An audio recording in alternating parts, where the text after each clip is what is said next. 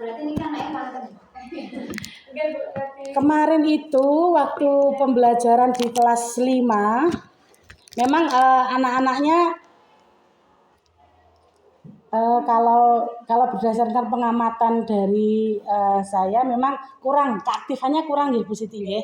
Anak-anak cenderung diam, bahkan ketika ada sesi diskusi kelompok itu anak-anak cenderung mengerjakan pekerjaannya sendiri-sendiri tanpa ada diskusi. Padahal yang diinginkan oleh Bu Siti adalah permasalahan yang diberikan oleh Bu Siti didiskusikan oleh kelompok masing-masing. Ternyata anak-anak justru menyelesaikannya sendiri-sendiri. Nah, itu Bu Siti kesulitan bagaimana cara mengkondisikan siswa supaya bisa berdiskusi dengan baik, tidak secara individu menyelesaikan tugas. Terima kasih Bu Siti.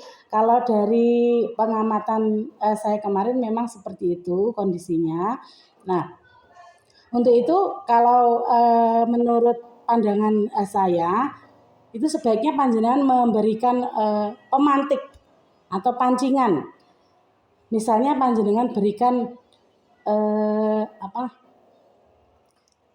permasalahan-permasalahan yang jangan hanya satu permasalahan untuk diselesaikan, tapi panjenengan cara memecahkan satu permasalahan itu panjenengan berikan istilahnya clue atau kunci-kunci, sehingga dari banyaknya kata kunci itu anak-anak bisa fokus untuk mendiskusikan. Kemudian yang berikutnya adalah arahkan siswa untuk dari tempat duduk memang kurang disetting untuk kegiatan diskusi karena mejanya sendiri-sendiri, sehingga anak-anak kalau untuk berdiskusi secara tempat duduk kurang siap. Maka untuk setting tempat duduk juga perlu diperhatikan dalam kegiatan diskusi, misalnya membuat lingkaran atau berhadap-hadapan sehingga untuk berdiskusi lebih enak. Ngaten nggih Bu Siti nggih. Itu. Terus kemudian memang anak-anak itu memang terbiasa atau belum terbiasa mengungkapkan pendapatnya atau ragu-ragu, mungkin takut atau malu mengungkapkan pendapatnya. Hal ini memang tidak serta-merta hari itu langsung jadi anak-anak diajak diskusi langsung jadi, tidak, tetapi perlu adanya latihan. Perlu adanya latihan atau pembiasaan setiap hari anak-anak dibiasakan menyampaikan apa yang menjadi pendapatnya, apapun itu, baik itu pada saat kegiatan pembelajaran maupun di luar kegiatan pembelajaran, dibiasakan anak-anak menyampaikan atau mengutarakan pendapat atau ide-idenya, sehingga apabila ada kegiatan diskusi anak-anak sudah siap, sudah terbiasa menyampaikan ide-idenya. Seperti itu. Begitu ya Bu Siti ya. Kemudian untuk Pak Jarwono, pripun Pak kemarin Pak Jarwono teori dan praktek ya olahraganya ya, ada teori di awal, kemudian ada praktek. Monggo Pak, apa yang panjenengan rasakan? Saya rasakan soalnya hampir sama dengan Bu Siti. Kemarin dalam pembelajaran pada kegiatan diskusi, itu anak-anak terlihat kurang aktif itu. Kemudian ada anak ketika diskusi itu malah bercanda dengan temannya, sehingga hal itu berdampak terhadap kesepakatan kelas yang telah disepakati itu tidak bisa disampaikan.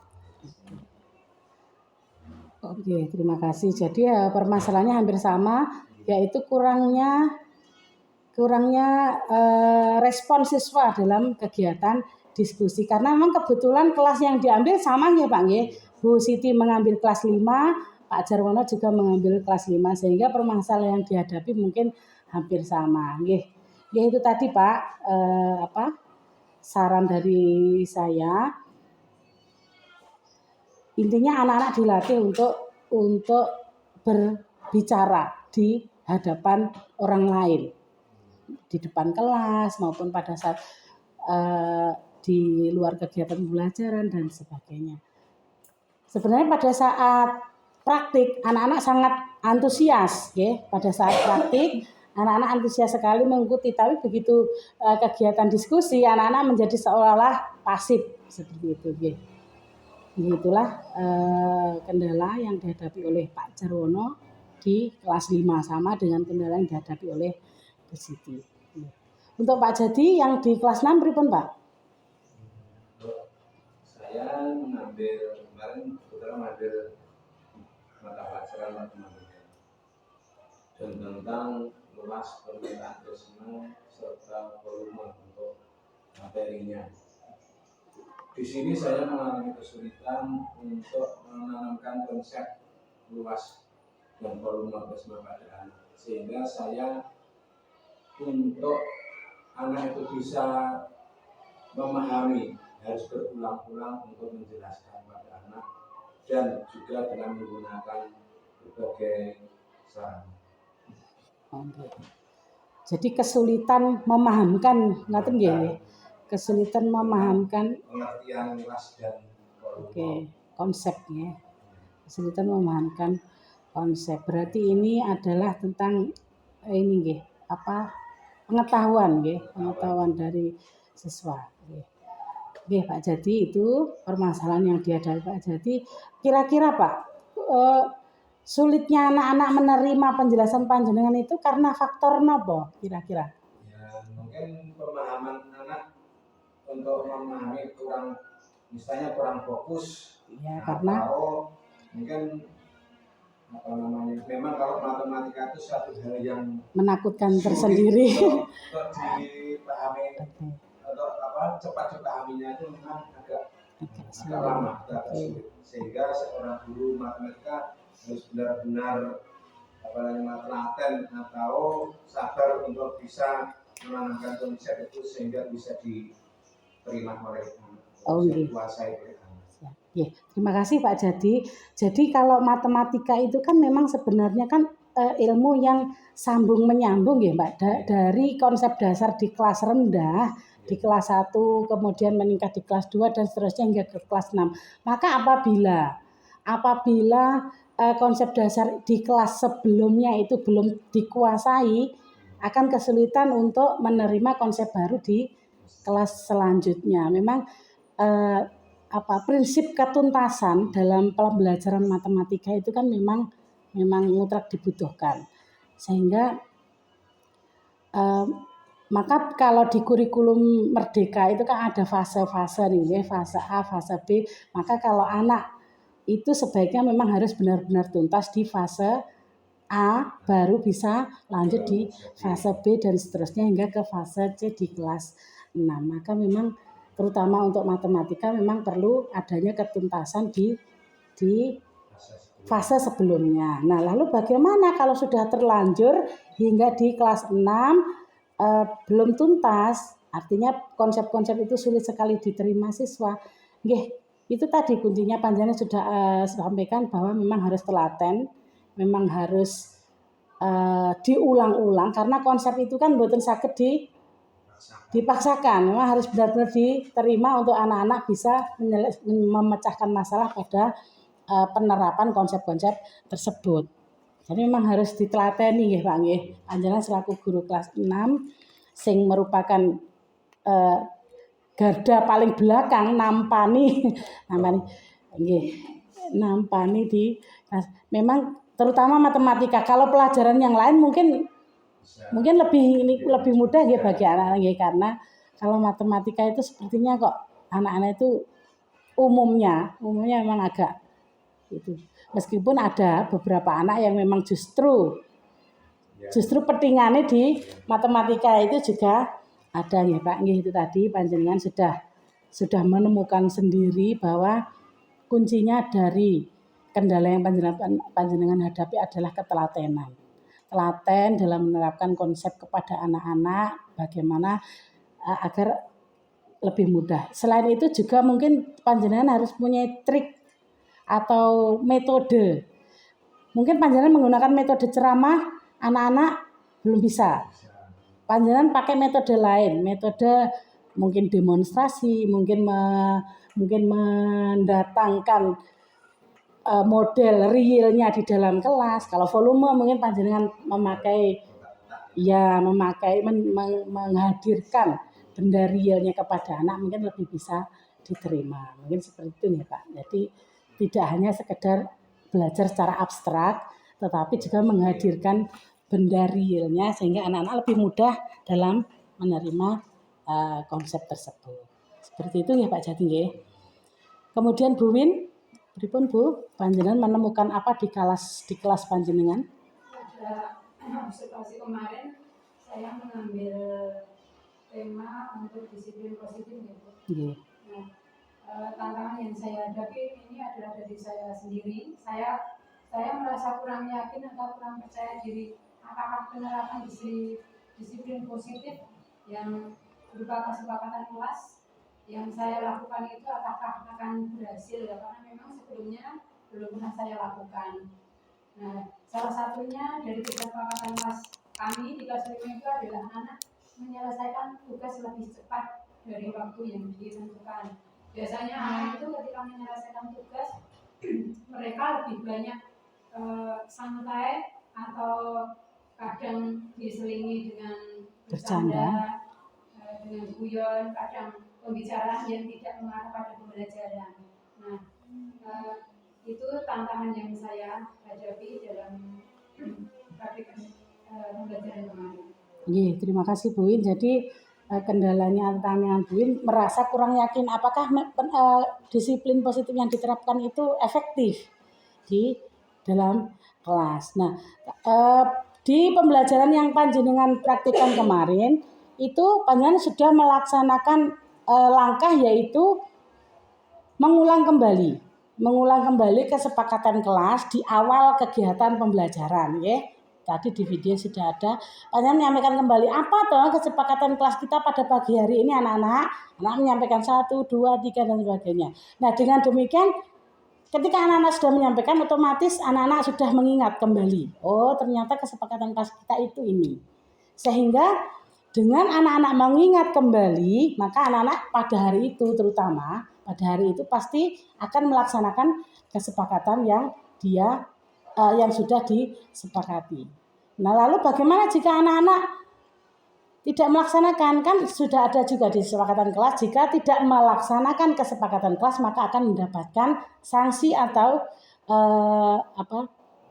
konsekuensi dari kesepakatan yang telah dilanggar. Saya kira yang panjenengan lakukan itu sudah sebagai bentuk bahwa panjenengan membangun kembali kesepakatan kelas sehingga kesepakatan kelas itu yakin akan dapat dilaksanakan. Seperti itu ya Bu. Jadi sebenarnya panjenengan sudah melaksanakan itu.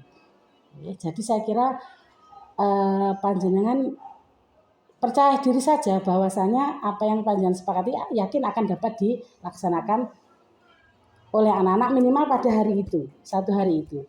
Besok lagi ketika akan melaksanakan kegiatan pembelajaran lagi, diulang lagi kesepakatannya apa. Mungkin ada perubahan kesepakatan, ya tahu bisa saja. Bu, hari ini saya ingin ini apa, misalnya kesepakatan membawa gadget misalnya. Ada pelajaran biasanya tidak diperbolehkan membawa gadget, tapi pada hari itu ada pelajaran yang membutuhkan untuk membawa gadget. Maka Bu Win merubah kesepakatan, besok anak-anak boleh membawa HP untuk mendukung kegiatan pembelajaran. Maka kesepakatan itu bisa diubah. Nah, seperti itu. Dengan mengulang-ulang kesepakatan setiap hari, maka yakin bahwa kesepakatan ini akan dapat dijalankan oleh semua siswa yang ada di kelas. Baik, seperti untuk Bu Dwi, karena kemarin di jadwal Bu Dwi belum sempat melaksanakan kegiatan observasi, maka untuk hari ini Bu Dwi belum dapat menyampaikan nggih. Nah, mungkin kita akan menjadwalkan ulang. Selain itu juga untuk observasi teman sejawat, nggih. Nanti panjenengan juga akan melaksanakan kegiatan observasi teman sejawat yang sesuai dengan di RH-nya masing-masing guru. Seperti itu nggih Bu Dwi.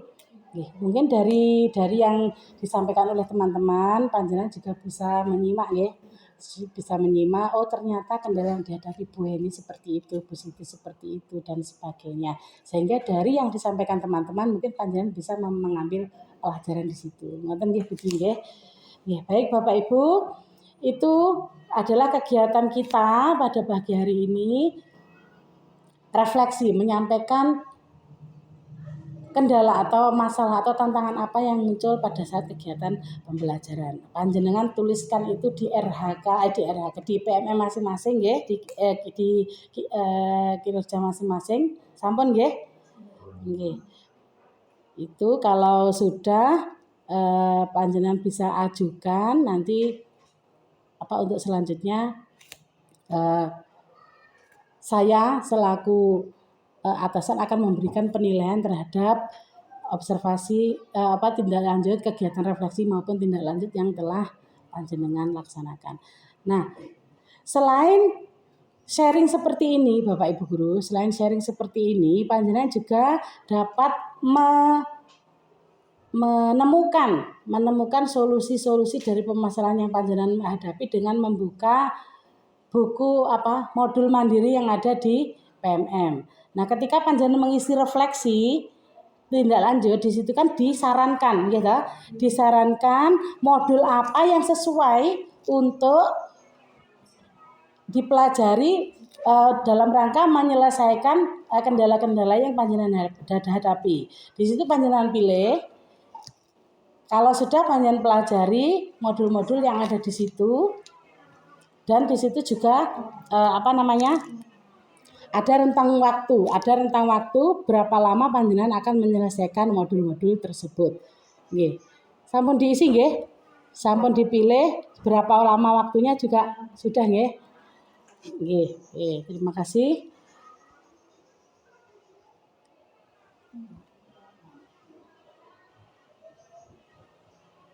Nah, jadi Bapak Ibu, setelah kita melaksanakan kegiatan refleksi pada pagi hari ini, tindak lanjut yang perlu panjenengan lakukan adalah yang pertama, itu tadi mengisi refleksi di PMM sudah, kemudian mempelajari modul pelatihan mandiri di PMM, ini sesuai dengan yang panjenengan pilih, berdasar dengan kendala atau masalah yang panjenengan hadapi.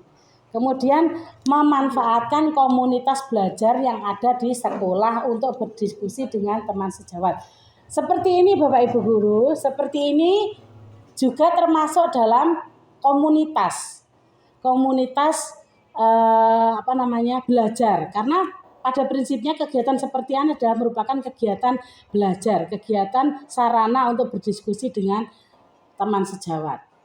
Nah, saya singgung sekalian untuk kegiatan Kombel Bapak Ibu Guru, pemanfaatan komunitas belajar untuk peningkatan kualitas pembelajaran. Komunitas belajar atau Kombel itu apa?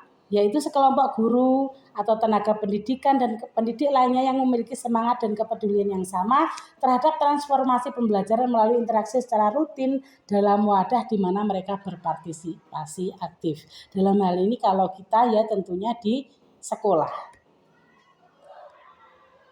Tujuannya apa? Adanya komunitas belajar, yaitu mengedukasi anggota komunitas dengan berbagai informasi praktik pembelajaran, memfasilitasi anggota komunitas untuk terus belajar, mendorong peningkatan kompetensi anggota lewat diskusi atau sharing, dan mengintegrasi pembelajaran yang didapatkan melalui pengalaman dan pekerjaan sehari-hari. Nah, seperti ini. Ini adalah tujuan dari adanya komunitas belajar.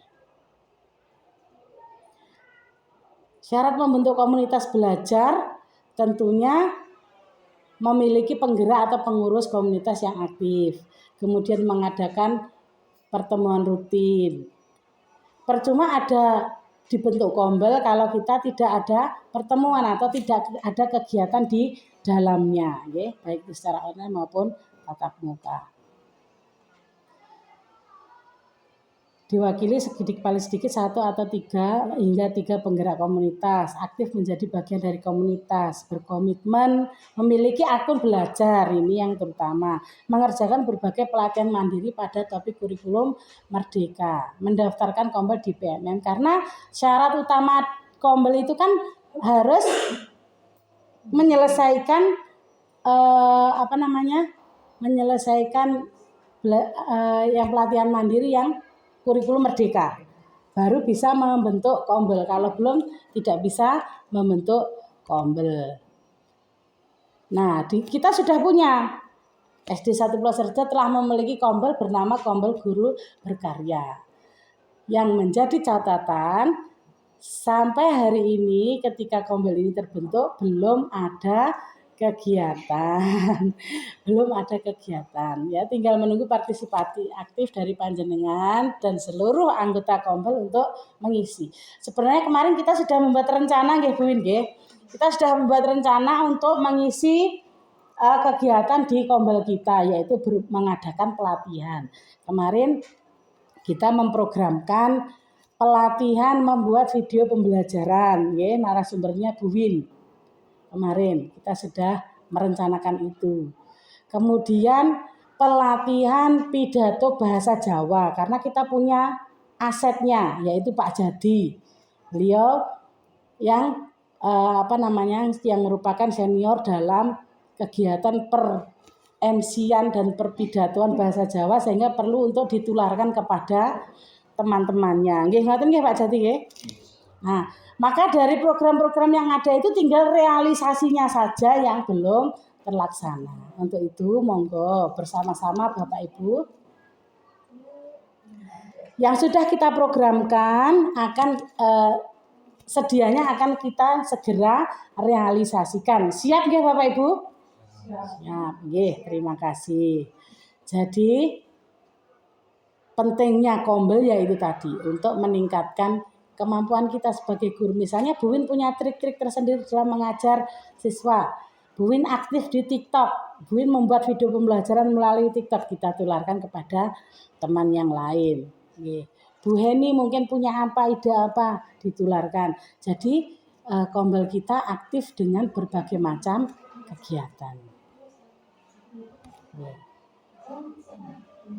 Baik Bapak Ibu, demikian tadi sharing kita pada pagi hari ini yang berisi refleksi dan tindak lanjut kegiatan observasi yang telah kita laksanakan. Untuk itu Bapak Ibu, sebagai tindak lanjut monggo panjenengan laksanakan tindak lanjut yang panjenengan sudah tuliskan di PMM, diantaranya adalah mempelajari modul, menyelesaikan pelatihan mandiri dan sebagainya. Sehingga tujuan dari kegiatan observasi kita yaitu peningkatan kualitas pembelajaran dapat terlaksana dengan baik. Demikian dari saya Bapak Ibu, ada kurang lebihnya apa yang saya sampaikan. Saya mengucapkan permohonan maaf, semoga apa yang baik dari kegiatan kita pada pagi hari ini dapat kita laksanakan, dan kemudian apa yang kurang dan mungkin ada kesalahan mungkin monggo lah kita untuk dimaafkan. Dari saya akhiri. Ada kurang lebihnya mohon maaf. Wassalamualaikum warahmatullahi wabarakatuh. Waalaikumsalam warahmatullahi wabarakatuh. Tepuk tangan Bapak Ibu.